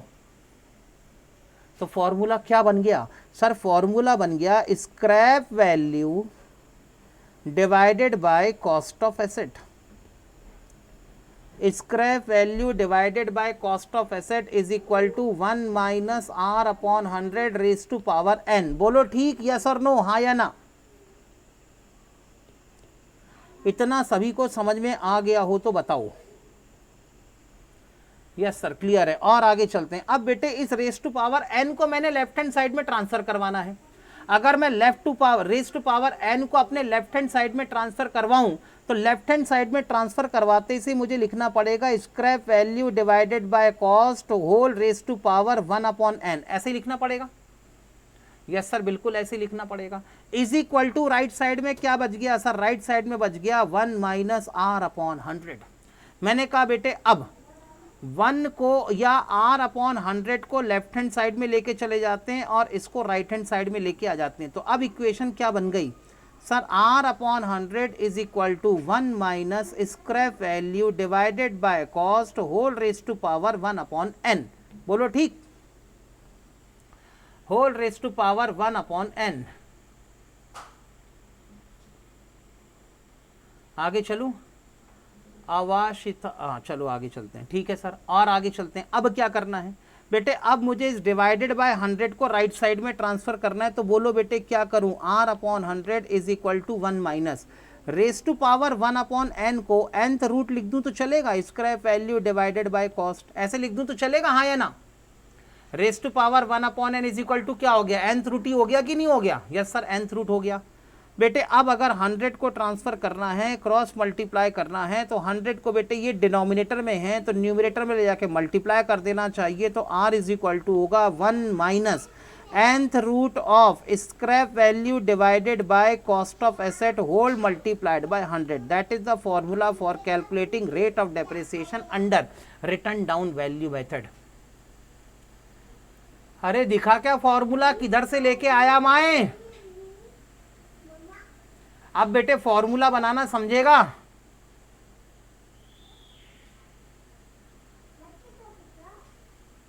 Yes sir. तो बेटे व्हाट इज द फॉर्मूला? बेटे जिनको ज़्यादा मैथमेटिक्स समझ में नहीं आती वो लोग ज़्यादा दिमाग ना लगाएं, वो सीधे सीधे रेट ऑफ डेप्रिसिएशन का formula under the written down value method बेटे ये लिख लें। That is the formula for calculating rate of depreciation. Ajay Sharma confused बेटे, अब धीरे धीरे नहीं समझोगे, इससे ज़्यादा और क्या एक्सप्लेन करके समझाऊं बेटे? इससे ज़्यादा एक्सप्लेन करना मेरे बस का रोग नहीं है, सॉरी बॉस। इससे ज़्यादा एक्सप्लेन बेटे मैं नहीं कर पाऊंगा। सर एक बार ऊपर वाली स्लाइड दिखाओ। ये लो बेटे ऊपर वाली स्लाइड भी देख लो तुम। सर पर स्क्रैप वैल्यू तो डेप्रिशिएबल वैल्यू होती है ना, तो बराबर है ना बेटे। फर्स्ट ईयर का डेप्रिसिएशन माइनस, सेकंड ईयर का फिर डेप्रिसिएशन माइनस, फिर थर्ड ईयर का डेप्रिसिएशन माइनस, फिर फोर्थ ईयर का डेप्रिसिएशन माइनस। तो स्क्रैप वैल्यू डेप्रिशिएबल अमाउंट होती है माना, लेकिन स्क्रैप वैल्यू आपकी फ्यूचर की वैल्यू तो होती है, क्योंकि किसी मशीन के केस में आपकी जो फ्यूचर की वैल्यू होगी वो तो बेटे प्रेजेंट की वैल्यू से कम ही होगी ना, क्योंकि हर साल आप अपनी एसेट पे डेप्रिसिएशन लगाओगे तो उसकी फ्यूचर की वैल्यू तो वैसे भी कम होती चली जाएगी। सर डायरेक्ट भी तो कर सकते हैं ना पर ईयर। बेटे डायरेक्ट पर ईयर आप तब निकाल सकते हो जब आपके पास में रेट ऑफ डेप्रिसिएशन हो। अगर किसी भी क्वेश्चन के अंदर रेट ऑफ डेप्रिसिएशन नहीं दिया हुआ तो फिर हर साल का डेप्रिसिएशन कैसे निकालोगे? सुशील कुमार समझो तो। Mathematicians are inventor, we are innovator. Yes we are innovator, formula एकदम क्लियर है, बस अब 2-4 क्वेश्चन हैं उसके। यस सर आगे चलो आगे चलो आगे चलो। सर अब समझ आया कि सीता, अब समझ में आया कि क्या लिखा है बेटे मोनिका, SIT AAA किसकी बाप थी? मतलब मैं समझा नहीं बेटे। Monika what actually you are trying to say? I am not getting that. Formula देखना है, ये लो बेटे फॉर्मूला देखो। That is the formula for calculating depreciation under the written down value method. मिल गया बेटे सबको फॉर्मूला? अच्छा डन, चलो आगे चलते हैं। ठीक है सर। तो बेटे ये है आपका formula 1 minus nth root of scrap value divided by cost of asset multiplied by 100। सारी वैल्यू पुट करना शुरू करें? Should I start putting the value into the formula? Yes sir आप चालू करो। तो बताओ बेटे क्या लिखना चाहिए? सर अगर डेप्रिसिएशन कैलकुलेट करना है तो 1 की जगह 1 लिख दो। What is the scrap value of the asset? बेटे एसेट की स्क्रैप वैल्यू है 5000। सर आज इंडिया की मैच अभी हारने वाली है, उसमें क्या हल्ला कर रहा है? इतना खुश होने की क्या जरूरत है जब उसने हार नहीं है तो। आगे चलूं? Yes sir. सर इतना पेसिमिस्टिक नहीं हुआ करते। अभी क्रिकेट के बारे में और इंडियन टीम के बारे में मैं पूरी तरह से ऑप्टिमिस्टिक हूं कि उनको हार नहीं है। आगे चलूं? जीत रही है, अबे आखिरी टाइम पे हारेगी देख लेना, पक्की बात है, ठीक है ना। सारे के सारे जितने क्रिकेट प्लेयर है वो तो अपनी गर्लफ्रेंड को उठा के बेटे मैदान के अंदर लेके चले जाते हैं। अब बेटे वो अपनी गर्लफ्रेंड को घुमाएंगे, क्रिकेट खेलेंगे। अब बेटे एक बात बताओ, तुम जिस एग्जाम हॉल में पेपर दे रहे हो अगर उसी एग्जाम हॉल में तुम्हारी गर्लफ्रेंड बैठ जाएगी तो तुम पेपर लिखोगे किसको देखोगे? वही तो हाल बेटे हमारे क्रिकेटर का है। तो बेटे अब कहाँ से इंडिया जीतेगी? इनको तो पकड़ पकड़ के मारना चाहिए बेटे, ठीक है ना। इनको तो बेटे इनका जो कोच है ना हाथ में कोड़ा लेके खड़े रहना चाहिए। कोड़ा समझता है क्या होता है? पुराने ज़माने में जो दिखाते थे ना बेटे, कोई सज़ा करता था तो उसको 20 कोड़े मारे जाते थे, ठीक है। तो बस बेटे इनके तो मैनेजर को, इनके कोच को हाथ में कोड़ा लेके खड़ा होना चाहिए, चाबुक लेके। टीम हारी और भरे ग्राउंड के बीच में एक लाइन खड़े करके कोड़े ही कोड़े मारना चाहिए, तब जाके जीतना चालू करेंगे ये। हाँ आगे चलो। स्क्रैप वैल्यू है बेटे 5000 रुपीज़ की divided by cost of asset. नहीं बेटे मजाक कर रहा हूँ, ठीक है। भगवान करे इंडिया जीत जाए, तुमको भी एक खुशी का मौका मिल जाए। आगे चलते हैं, ठीक है सर डन। सर डोंट नहीं बेटे मैं निगेटिव नहीं हो रहा हूँ, ठीक है। मैं निगेटिव नहीं हो रहा हूँ, ठीक है। बस मैं तुम्हारा ध्यान क्रिकेट की तरफ से हटाना चाहता हूँ। मैं चाहता हूँ कि थोड़ी देर तक दिसंबर तक के लिए तुम्हारा ध्यान वहाँ से हट जाए। दिसंबर के बाद देखना ना बेटे तुम्हें जितना क्रिकेट देखना हो, ठीक है। अपन दोनों साथ में मिलकर देखा करेंगे। यहाँ से जूम मीटिंग में क्रिकेट मैच लाइव किया करेंगे बेटे, वहाँ से तुम देखना, यहाँ से मैं देखा करूँगा, ठीक है। हाँ आगे चलते हैं, ठीक है ओके। कॉस्ट ऑफ एसेट कितनी थी जल्दी बता बेटा? अरे कॉस्ट ऑफ एसेट कितनी थी सर? कॉस्ट ऑफ एसेट थी 25000 की। इसका बेटे nth रूट निकालना है। बताओ बेटे एसेट की एस्टिमेटेड यूजफुल लाइफ कितनी? What is the estimated useful life of asset 4, तो बेटे यहाँ पे निकलेगा fourth root of 5000 divided by 25,000, 1 minus fourth root of 5000 divided by 25,000 multiplied by 100। क्यों सर इंटरमीडिएट में फेल होना है बेटे? ऐसी कैसी बात करती तुमने, जैसी तुम इंटरमीडिएट में आओगे अकाउंटिंग पढ़ने बैठोगे, फिर बेटे जब तक तुम्हारे इंटरमीडिएट के पेपर नहीं हो जाते तब तक फिर मैं तुम्हें क्रिकेट से दूर कर दूंगा, ठीक है? फिर इंटरमीडिएट के पेपर के बाद तुमसे कहूंगा अब तुम क्रिकेट देखना। यहाँ एन का मतलब, हाँ बेटे यहाँ पर एन का मतलब नंबर ऑफ ईयर ही है। आगे चलते हैं, ठीक है? Multiplied by 100। बेटे बताओ जल्दी से 5000 डिवाइडेड बाय 25,000 और फोर्थ रूट कितना होता है? 8.94। गलत, और निकालो बेटे, और निकालो बेटे। तुम कैलकुलेट करो अपना, मैं कैलकुलेट करता हूं अपना। सर आप कैसे कैलकुलेट करोगे? ये आया बेटा मेरा कैलकुलेटर। यस सर, क्या निकालना है सर? हमने कैलकुलेट करना है 5000 divided by 25,000 is equal to, ये आया 0.20। अब बेटे मुझे इसका अंडर रूट निकालना है। एक बार निकालूंगा तो ये आया रेस टू पावर 2, एक बार और निकालूंगा तो ये आ गया बेटे रेस टू पावर 4। तो रेस टू पावर 4 कितना आया? 0.6687 आ गया बेटे। Raise to power 1/4 is equal to 0.6687। 0.6 sir 50 आएगा सर। कैसी कैसी बातें करते हो बेटी वर्षा, ऐसे कैसे हो सकता है? हाँ 0.6687। तो बेटे ये जो पूरा फैक्टर है ना, इस पूरे फैक्टर की वैल्यू आई है, सोचो 1 माइनस 0.6687 बेटे इस पूरे फैक्टर की वैल्यू आई है। इसको 1 में से माइनस करेंगे और मल्टीप्लाइड बाय 100 करेंगे। अगर बेटे मैं इसे 1 में से माइनस कर दूं तो मेरे पास में कितना बच गया? सर हमारे पास में बच गया 0.3312 मल्टीप्लाइड बाय अगर 100 कर दूं तो ये हो जाता है 33.12% या 33%। तो रेट ऑफ डेप्रिसिएशन बेटे आपने निकाला है 33% का। अरे इतना क्लियर है? सर ये कौन सी ट्रिक लगाई बेटे? मैंने कोई ट्रिक नहीं लगाई। मैंने कहा बेटे सबसे पहले तो 5000 डिवाइडेड बाय 25,000 कैलकुलेट करो। 5000 divided by 25,000 is equal to कितना आया? 0.20। क्या निकालना है सर? इसका हमें फोर्थ रूट कैलकुलेट करना है। फोर्थ रूट का मतलब है 0.20 raise to power 1/4। Raise to power 1/4 को लिखा जा सकता है 0.20 raise to power 1/2 multiplied by raise to power 1/2। तो रेस टू पावर 1/4 निकालने के लिए सिंपल सा काम करना है 0.20। सब लोग बेटे कैलकुलेटर की तरफ देखो, स्क्रीन पे दिखा 0.20। ये देखो बेटे ये रहा अंडर रूट। एक बार अंडर रूट दबाओगे तो क्या आएगा? Raise to power 1/2। एक बार और अंडर रूट दबाओगे तो और आ जाएगा रेस टू पावर 1/2। तो क्या निकल गया? Race to power 1/4। डन, हाँ या ना? अब समझ में आया कि नहीं? अरे अब समझ में आ गया? यस सर अब समझ में आ गया। तो कुल मिला के आपका रेट ऑफ डेप्रिसिएशन आया है 33% का। चलेगा बेटे इतना? यस और नो? जल्दी बताओ हाँ या ना। अब बेटे याद रहेगा फॉर्मूला? यस सर याद रहेगा फॉर्मूला। ये लो in the books of Jain brothers. अब बताओ बेटे मशीनरी अकाउंट। मशीनरी अकाउंट का फिर वही फॉर्मेट बनेगा। सबसे पहले आपने 1 जनवरी सर ऑड नंबर के लिए क्या करे बेटे? इसके लिए अपने मैथमेटिक्स वाले सर से पूछना, जो भी आपको मैथमेटिक्स पढ़ा रहे होंगे उनसे पूछना सर रेस टू पावर 1/5 कैसे निकालें, रेस टू पावर 1/7 कैसे निकालें, रेस टू पावर 1/10 कैसे निकालें, रेस टू पावर 1/9 कैसे निकालें। बेटे आगे की मैथमेटिक्स सिखाने का काम बेटे आपके मैथमेटिक्स वाले सर का है। ओके एक बात बताओ, मैं तुमको क्या पढ़ा रहा हूं बेटा? बोलना मैं क्या पढ़ा रहा हूं? अरे मैं क्या पढ़ा रहा हूं? सर आप पढ़ा रहे हो अकाउंट, ठीक है ना? तो बेटे मैं तो उतना ही मैथमेटिक्स पढ़ाऊंगा जितने मेरे अकाउंट के लिए जरूरी है। ज्यादा मैथमेटिक्स पढ़ा के बेटे मैं क्यों अपना टाइम बर्बाद करूं? आगे चले। Why fear when calculator is here, I know the maths trick. Yes बेटे अजय शर्मा को मैथ्स की ट्रिक मालूम है। जो भी बेटे raise to power 1/7 raise to power 1/9 अगर कैलकुलेट करना सीखना चाहते हैं तो अजय शर्मा साहब से बेटे संपर्क करें, ठीक है ना? विश्वसनीय सूत्रों से पता चला है अजय शर्मा साहब को इसकी ट्रिक मालूम है। आगे चलो बेटा, तुम पहले मशीन खरीदो। फर्स्ट ईयर में मशीन खरीदी, एंट्री क्या बनी? Machinery account debited to cash account by ₹25,000।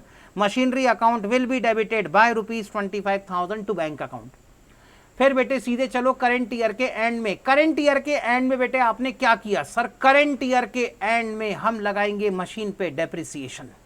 Entry होगी यहां पर depreciation account debited to machinery account. लो बेटे मशीनरी अकाउंट को क्रेडिट कराओ ऑन 31 दिसंबर बाय डेप्रिसिएशन। बताओ बेटे फर्स्ट ईयर में कितना डेप्रिसिएशन लगेगा,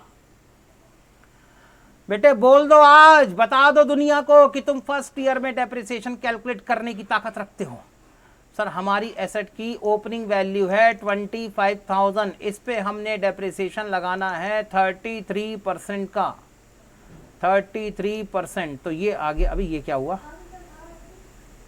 8,250। सर फर्स्ट ईयर में 25,000 का 33% लगेगा, 8,250 रुपीज का depreciation. Year and accounting close, account close करोगे, डेबिट का टोटल है 25,000, क्रेडिट का टोटल होगा 25,000। What is your balancing figure, बताओ बेटे, बताएं बेटे what is your balancing figure, जल्दी बताओ। Sir 16,750 by balance carried down 16,750 का क्लोजिंग बैलेंस, यही होगा बेटे अगले साल का नेक्स्ट ईयर का ओपनिंग बैलेंस। नेक्स्ट ईयर का ओपनिंग बैलेंस बनेगा to balance brought down 16,750 rupees. Done.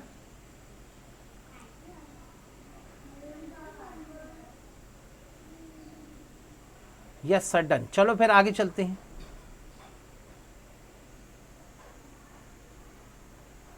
आगे चलो, अब क्या करेंगे सर, सेकेंड ईयर में फिर डेप्रिसिएशन लगाएंगे, फिर एंट्री बनाएंगे depreciation account debited to machinery account, फिर मशीनरी अकाउंट को क्रेडिट करना पड़ेगा। बताओ बेटे डेप्रिसिएशन सेकेंड ईयर में कितने अमाउंट पे कैलकुलेट होगा। सर हम मेथड कौन सी यूज कर रहे हैं, रिटर्न डाउन वैल्यू मेथड। बेटे पता है इस मेथड का नाम रिटर्न डाउन वैल्यू मेथड क्यों है? रिटर्न डाउन वैल्यू मेथड इसीलिए है क्योंकि हर साल आप डेप्रिसिएशन इसकी रिटर्न डाउन वैल्यू पर कैलकुलेट करेंगे। और बेटे एसेट की रिटर्न डाउन वैल्यू कितनी है सर, पहले एसेट की वैल्यू थी 25,000, फर्स्ट ईयर का डेप्रिसिएशन 8,250 माइनस करने के बाद एसेट की वैल्यू कितनी बची सर, एसेट की वैल्यू बची है 16,750। तो डेप्रिसिएशन को माइनस करने के बाद जो एसेट की वैल्यू बच जाती है इसे कहा जाता है रिटर्न डाउन वैल्यू। समझ में आया बेटे? So the value of an asset after charging depreciation is known as written down value. और इस रिटर्न डाउन वैल्यू पे जब आप डेप्रिसिएशन कैलकुलेट करते हैं तो उस मेथड को कहते हैं रिटर्न डाउन वैल्यू मेथड। याद रहेगा बेटे, हाँ या ना? तो हर साल आपको अपनी एसेट, आपकी जो भी रिटर्न डाउन वैल्यू होगी उसी पर यहां पर आपको डेप्रिसिएशन कैलकुलेट करना है। रिटर्न डाउन वैल्यू कितनी होगी तो बेटे उस एसेट का जो भी ओपनिंग बैलेंस होगा, पक्की बात है वही ओपनिंग बैलेंस प्रीवियस ईयर का क्लोजिंग बैलेंस होगा। और प्रीवियस ईयर का क्लोजिंग बैलेंस निकालते समय प्रीवियस ईयर का डेप्रिसिएशन ऑलरेडी पहले ही माइनस हो गया होगा। तो सर शॉर्टकट क्या है पता करने का, जो भी एसेट का ओपनिंग बैलेंस हो उसी ओपनिंग बैलेंस पे डेप्रिसिएशन निकाल देना। क्योंकि एसेट का ओपनिंग बैलेंस बेटे करंट 0.12 का डिफरेंस आता है, आने दो कोई फर्क नहीं पड़ता। आगे चलते हैं, हाँ आगे चलते हैं बेटे। तो यहां पर डेप्रिसिएशन आप अपनी एसेट के ओपनिंग बैलेंस पे कैलकुलेट करेंगे क्योंकि एसेट का ओपनिंग बैलेंस उसकी रिटर्न डाउन वैल्यू को ही रिप्रेजेंट करता है। 16,750 का 33% ये आएगा 5527.50। मैंने बेटे इसको 5527 ही ले लिया है। आगे चलते हैं। डेबिट का टोटल है 16,750, क्रेडिट का टोटल होगा 16,750। बैलेंसिंग फिगर निकल के आएगा बेटे यहाँ पर 11,223 रुपीज का। सर ये अभी सब बताता हूँ बेटे। सुशील कुमार तुम रुक जाओ, पहले देख तो लो। हाँ आगे चलते हैं। यहां तक सभी को समझ में आ गया? बोलो यस और नो। मरजान बेटे अपना डाउट बताओ। मरजान अनम्यूट करो। हाँ बोलो सर, बोल। हाँ सर इससे पीछे वाली एक बार स्लाइड दिखला देते हैं। नहीं हो सकता बेटे, सॉरी मरजान। आगे चलते हैं। और कोई डाउट था बेटे? आखिरी में जब क्लास खत्म होने लगेगी ना तब याद रखना कौन सी स्लाइड देखनी है, ठीक है? आखिरी में दिखाऊंगा मरजान। सर फिर आपका वर्किंग नोट इरेज हो जाएगा। वर्किंग नोट तो वैसे भी इरेज हो गए होंगे सारे अभी तक। जैसी स्लाइड पलटती वैसी वर्किंग नोट इरेज हो जाता है बेटे। पूजा की तरफ से अभी एक क्वेश्चन आया है, sir 11 year child can open an account. क्या बेटे अकाउंट से रिलेटेड क्वेश्चन आया है और क्या शानदार क्वेश्चन है। क्या 11 साल का बच्चा बैंक में अकाउंट ओपन कर सकता है? बेटे तुम्हें क्या लगता है, मैं तुम्हें बीसी के पढ़ा रहा हूं यहाँ पे, बिजनेस एंड कमर्शियल नॉलेज। या क्या बेटे मैं आपको BCR पढ़ा रहा हूँ यहाँ बैठ के, बिजनेस एंड कॉर्पोरेट रिपोर्टिंग? क्या बेटे मैं आपको इकोनॉमिक्स पढ़ा रहा हूँ? क्या मैं आपको जनरल नॉलेज पढ़ा रहा हूँ? अबे तुम कम से कम क्वेश्चन तो मेरे सब्जेक्ट तक रेस्ट्रिक्टेड रखो।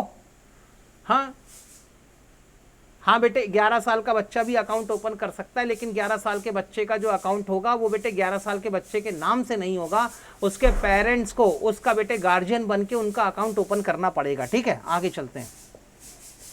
Sir we can take approximately बेटे, yes you can take approximate. आगे चले बेटे। हाँ सर बैलेंस ब्रॉट डाउन होगा, लो भैया लो, बैलेंस ब्रॉट डाउन लिख दिया। अब आगे चलूँ क्या? हाँ सर आगे चलो। सर इसे रिटर्न डाउन वैल्यू मेथड क्यों कहते हैं? क्योंकि बेटे हर साल यहाँ पर डेप्रिसिएशन एसेट की जो वैल्यू रिटर्न डाउन होती है उसी रिटर्न डाउन वैल्यू पे यहाँ पर डेप्रिसिएशन निकाला जाता है, इसीलिए बेटे हम इसे रिटर्न डाउन वैल्यू मेथड भी कहते हैं। क्लियर है? यस और नो? हाँ या ना? पता करने की कोशिश करें कि इसका नाम डिमिनिशिंग बैलेंस मेथड क्यों है। बेटे प्रैक्टिकल लाइफ में लेके आता हूँ, रुको तो।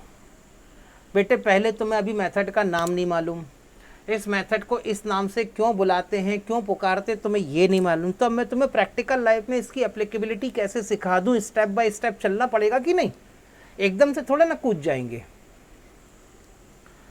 सर क्योंकि ये वैल्यू काम करता रहता है एसेट की, इसीलिए। अच्छा, एसेट की वैल्यू कम करता रहता है इसलिए नालायक, ये रीजन नहीं है। ध्यान से सुनो। हाँ सुनो बेटे, एक बात बताओ, इसका दूसरा नाम है डिमिनिशिंग बैलेंस मेथड, इसका तीसरा नाम है रिड्यूसिंग बैलेंस मेथड। सर इसके इतने सारे नाम क्यों पड़ गए? तो बेटे इसके नाम को पढ़ने के लिए या देखने के लिए फिर से आपको ग्राफ पेपर पे जाना पड़ेगा। बताओ बेटे फर्स्ट ईयर में कितना डेप्रिसिएशन चार्ज किया था, जल्दी बताओ। What was the depreciation charge in the first year? First year में कितना डेप्रिसिएशन चार्ज किया? सर 8250 रुपीज़ का। डन? यस सर, ये लो बेटे, फर्स्ट ईयर के डेप्रिसिएशन को मैंने अपने ग्राफ पेपर पे प्लॉट कर दिया। सेकंड ईयर में कितना डेप्रिसिएशन कितना डेप्रिसिएशन चार्ज किया? सर सेकंड ईयर में 5527। ये लो बेटे, क्या सेकंड ईयर का डेप्रिसिएशन फर्स्ट ईयर के डेप्रिसिएशन से कम था? यस और no? Yes sir, the value of depreciation of second year was lower than value of depreciation of first year. वैसे ही अगर मैं थर्ड ईयर में डेप्रिसिएशन लगाऊंगा तो थर्ड ईयर का डेप्रिसिएशन सेकंड ईयर के डेप्रिसिएशन से ज्यादा होगा या उसके बराबर होगा या उससे कम होगा? सर थर्ड ईयर का डेप्रिसिएशन और कम हो जाएगा। अगर मैं फोर्थ ईयर में डेप्रिसिएशन लगाऊं तो फोर्थ ईयर का डेप्रिसिएशन बेटे हमारी एसेट की वैल्यू के थर्ड ईयर के डेप्रिसिएशन के बराबर होगा, उससे ज्यादा होगा या उससे कम होगा? सर ये उससे भी कम होता चला जाएगा। तो हर साल आप अपनी एसेट पे जो डेप्रिसिएशन चार्ज करेंगे every year, amount of depreciation will keep on diminishing, amount of depreciation per year will keep on reducing.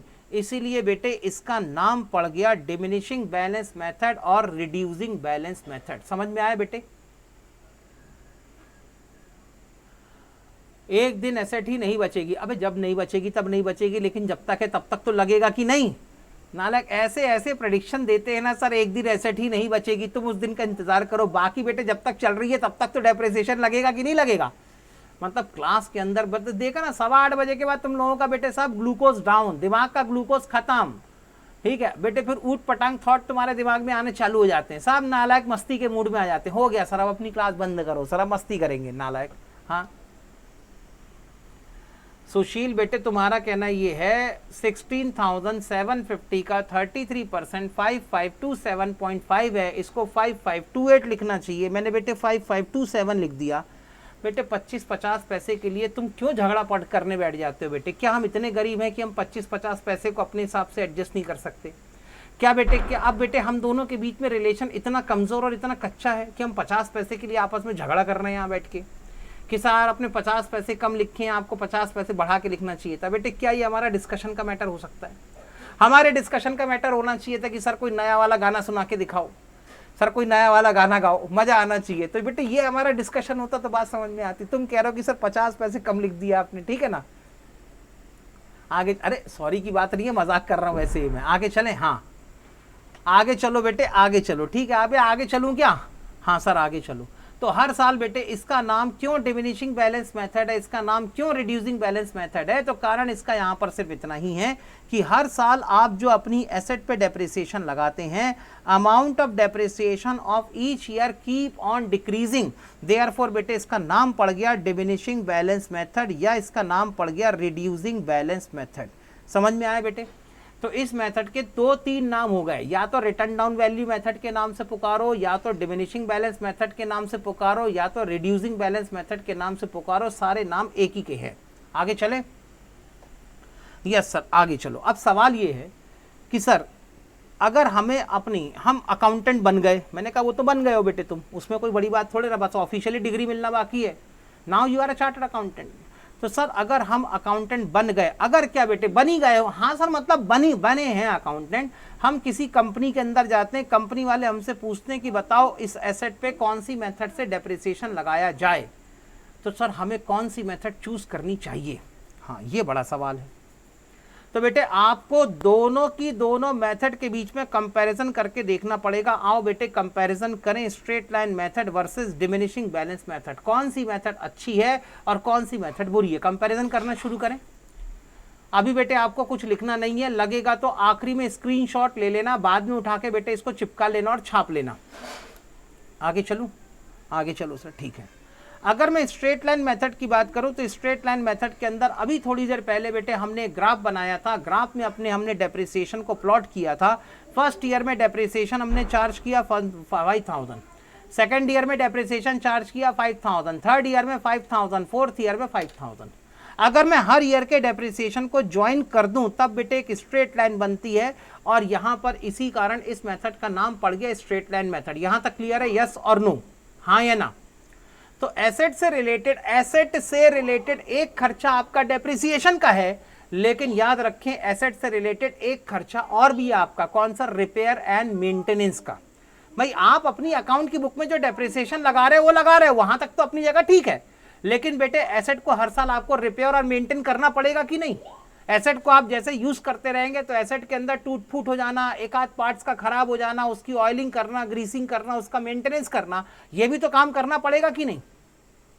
तो बताओ बेटे फर्स्ट ईयर में एसेट का रिपेयर और मेंटेनेंस का खर्चा ज्यादा रहेगा या कम रहेगा? सर डेफिनेटली फर्स्ट ईयर में रिपेयर एंड मेंटेनेंस का खर्चा कम ही रहेगा। क्यों कम रहेगा? क्योंकि सर फर्स्ट ईयर में एसेट नहीं है, नई एसेट जनरली कम टूटती है, कम फूटती है, उसमें रिपेयर और मेंटेनेंस के खर्चे कम करने पड़ते हैं। सेकेंड ईयर में सर एसेट थोड़ी सी ज्यादा पुरानी हो गई तो सेकेंड ईयर में रिपेयर और मेंटेनेंस के खर्चे बढ़ गए। थर्ड ईयर में एसेट और पुरानी हो गई तो रिपेयर और मेंटेनेंस के खर्चे और बढ़ गए। फोर्थ ईयर में एसेट और पुरानी हो गई तो आपके रिपेयर और मेंटेनेंस के खर्चे और बढ़ गए। इतना क्लियर है? तो जैसे जैसे स्ट्रेट लाइन मेथड में क्या हो रहा है ध्यान से देखें, स्ट्रेट लाइन मेथड में हर साल डेप्रिसिएशन का खर्चा तो एक जैसा रहेगा, लेकिन रिपेयर एंड मेंटेनेंस का खर्चा हर साल आपका बढ़ता चला जाएगा। इतना समझ में आया कि नहीं? Everybody clear up to this point? Yes sir, इतना तो समझ में आ गया। बेटे डेप्रिसिएशन का खर्चा भी आपके प्रॉफिट एंड लॉस अकाउंट में जाएगा। रिपेयर का जो खर्चा है, ये रिपेयर का खर्चा भी आपके प्रॉफिट एंड लॉस अकाउंट में ही जाएगा। तो अगर मैं हर साल में अपने प्रॉफिट एंड लॉस अकाउंट में टोटल कितने एक्सपेंसेस ट्रांसफर कर रहा हूं रिलेटेड टू एसेट, तो बेटे हर साल मेरे प्रॉफिट एंड लॉस अकाउंट में डेप्रिसिएशन का खर्चा प्लस रिपेयर एंड रिन्यूअल का खर्चा दोनों मिला के मेरे प्रॉफिट एंड लॉस अकाउंट में ट्रांसफर होगा। बोलो हाँ या ना?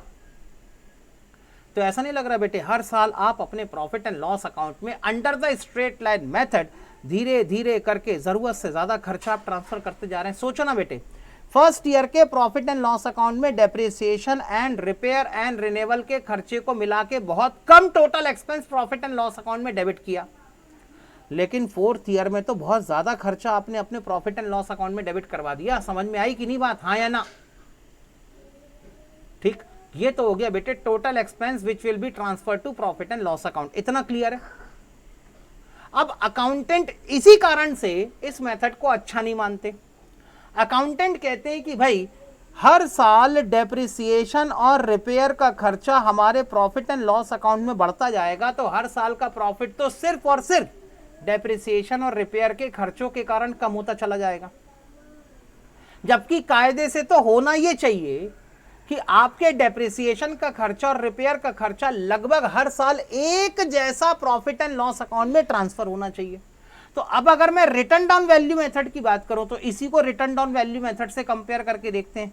बताओ बेटे, रिटर्न डाउन वैल्यू मेथड में फर्स्ट ईयर में कितना डेप्रिसिएशन चार्ज किया था? जल्दी बोलो सर। 8250 का। Yes yes sir. Second year में कितना चार्ज किया? 5527 का, यानी पहले से कम। थर्ड ईयर में और कम, फोर्थ ईयर में और कम, ऐसे ही होने वाला है। तो हर साल आपका डेप्रिसिएशन का खर्चा कम हो रहा है, लेकिन रिपेयर एंड रिन्यूअल का खर्चा तो आपका बढ़ता ही चला जाएगा। फर्स्ट ईयर में एसेट नहीं थी इसलिए रिपेयर के खर्चे कम थे। सेकेंड ईयर में एसेट थोड़ी सी पुरानी हो गई, रिपेयर के खर्चे बढ़ गए। थर्ड ईयर में एसेट और पुरानी हो गई, रिपेयर के खर्चे और बढ़ गए। फोर्थ ईयर में एसेट और पुरानी हो गई, रिपेयर के खर्चे आपके और बढ़ गए। तो एक बात बताओ बेटे, अब प्रॉफिट एंड लॉस अकाउंट में क्या हर साल एक जैसा खर्चा ट्रांसफर होगा? Then answer is yes. Why yes? क्योंकि बेटे फर्स्ट ईयर में डेप्रिसिएशन का खर्चा ज्यादा है तो रिपेयर का खर्चा कम है। तो टोटल एक्सपेंस जो आपके प्रॉफिट एंड लॉस अकाउंट में चार्ज होगा वो डेप्रिसिएशन और रिपेयर के खर्चों को मिला के अगर देखा जाए तो लगभग एक जैसा खर्चा आपके प्रॉफिट एंड लॉस अकाउंट में ट्रांसफर होगा। क्योंकि पहले साल में डेप्रिसिएशन का खर्चा ज्यादा था तो रिपेयर का खर्चा कम था। सेकेंड ईयर में डेप्रिसिएशन का खर्चा थोड़ा सा बढ़ गया तो डेप्रिसिएशन का खर्चा कम हो गया, रिपेयर का खर्चा बढ़ गया। थर्ड ईयर में डेप्रिसिएशन का खर्चा और कम हो गया, रिपेयर का खर्चा और बढ़ गया। फोर्थ ईयर में डेप्रिसिएशन का खर्चा और कम हो गया, रिपेयर का खर्चा और बढ़ गया। तो अल्टीमेटली बढ़ा हुआ रिपेयर का खर्चा ऑटोमेटिकली कम हुए डेप्रिसिएशन के खर्चे से कंपनसेट हो जाता है। तो हर साल प्रॉफिट एंड लॉस अकाउंट में आपकी एसेट से रिलेटेड जो ओवरऑल एक्सपेंस है वो एक जैसा ट्रांसफर होता रहता है। समझ में आई बात? हाँ या ना? ये डिफरेंस है दोनों मेथड के बीच में, स्ट्रेट लाइन मेथड और रिटर्न डाउन वैल्यू मेथड के बीच में। अब होता ये है, इसीलिए यहां पर बेटे जितने भी अकाउंट्स के जानकार हैं, हाँ, क्योंकि हर साल आपके प्रॉफिट एंड लॉस अकाउंट में रिटर्न डाउन वैल्यू मेथड के बेसिस पर एक जैसा overall expense profit and loss account में ट्रांसफर होता है, इसीलिए रिटर्न डाउन वैल्यू मेथड को हम लोग बेहतर मेथड मानते हैं, बेटर मेथड हम लोग यहां पर ट्रीट करते हैं। तो जितने भी अकाउंट के एक्सपर्ट्स हैं, जितने भी अकाउंट के जानकार हैं, उनका अपना अपना अलग अलग ओपिनियन है। अकाउंटेंट कहते हैं कि अगर कोई भी एसेट ऐसी है जिस एसेट की मार्केट वैल्यू के अंदर बहुत ज्यादा फ्लक्चुएशन नहीं आता और जिस एसेट में बहुत ज्यादा आपको रिपेयर और रिन्यूअल के एक्सपेंसेस नहीं करने पड़ते, बहुत ज्यादा रिपेयर के एक्सपेंसेस आपको डेली बेसिस पे नहीं करने पड़ते, उन एसेट पे बढ़िया मेथड कौन सी है? Straight line method. Sir for example बेटे, फॉर एग्जांपल आप कह सकते हैं फर्नीचर।